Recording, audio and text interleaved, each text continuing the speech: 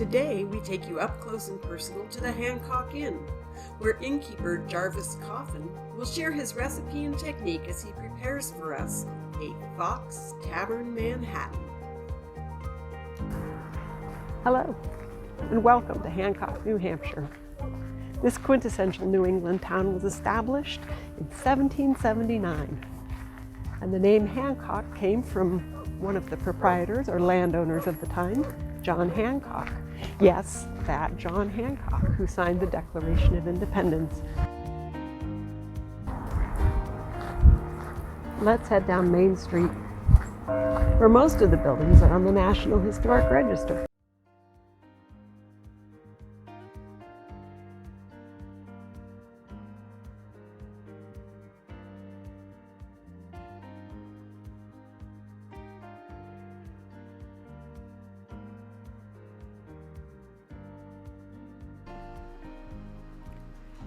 Now it's time to head over to the Hancock Inn.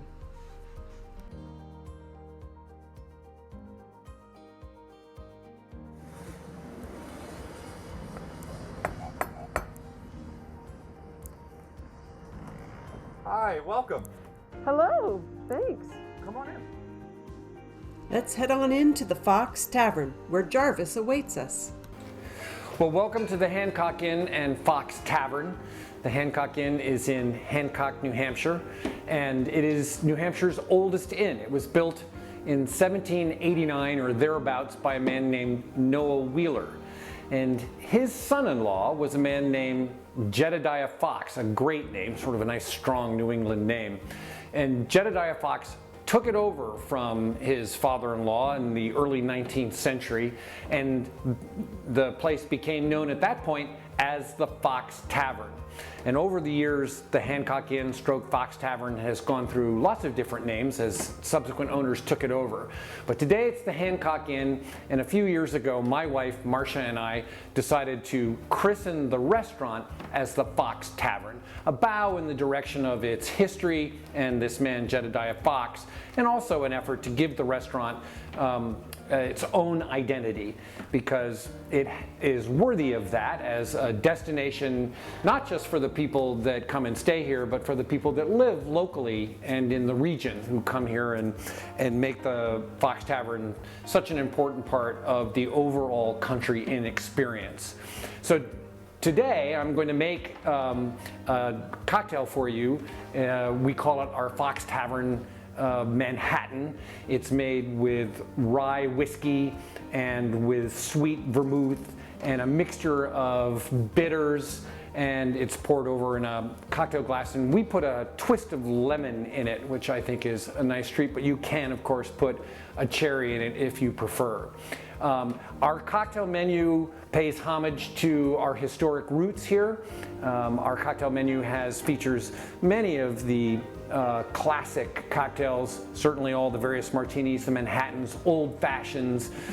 We even have New Orleans' official cocktail, the Sazerac, on our menu.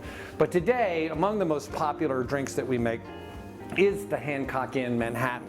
And we do that by adding ice to our cocktail shaker, cocktail beaker, and then we use a mixture of bitters. We use classic Angostura bitters, and then we use an Angostura with orange bitters just to jazz it up a little bit, and then Peychaud bitters. And the combination of these, we think, sort of adds a little more body and a little more spice to our cocktail.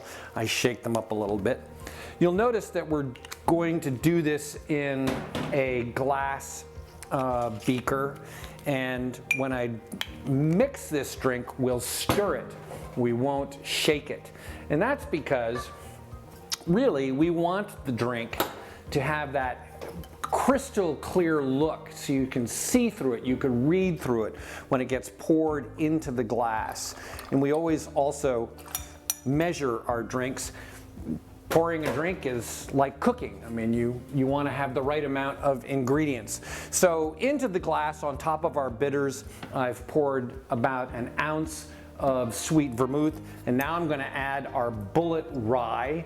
And we use rye in this drink. You could use bourbon if you chose to. If you used scotch, it would be a Rob Roy. But we're making a Manhattan today, and we like the rye because it's not quite as sweet as the bourbon. Bourbon, of course, must be 50% corn. Rye uses rye as its base, and so it knocks out some of that sweetness a little bit. But for those people that like a sweeter Manhattan, we can add maraschino cherry. So in goes about 1.5 ounces, 2 ounces of the rye whiskey. And we're gonna grab our spoon and we're gonna hold the beaker by the bottom with just 2 fingers because we don't wanna put our hand around it. That might warm the ice and cause it to melt more than we want it to. And we also want the cocktail to get as cold as possible. So we're going to stir that 20 to 25 times, pushing the ice up against the beaker, and when we're satisfied that it's cold enough, we'll get ready to pour it into our cocktail glass, which is cold and in the refrigerator. I'll grab my lemon and my little lemon peeler, and we will take off as thin a slice as we possibly can, so as to avoid introducing any of the white pith into the drink, which the pith, as you all know, makes it bitter. So holding that thusly, pour our Manhattan into the glass, and you can see that it is crystal clear. Makes you want to drink it all in one gulp, but we wouldn't recommend doing that. It's more to enjoy and to savor. So,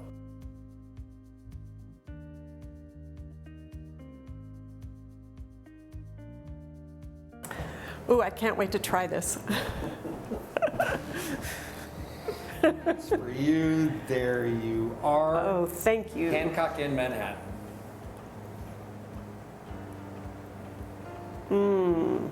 Delicious. Very. Thank Good. you. I could Good. make a tradition of that. I'm glad. That would be great.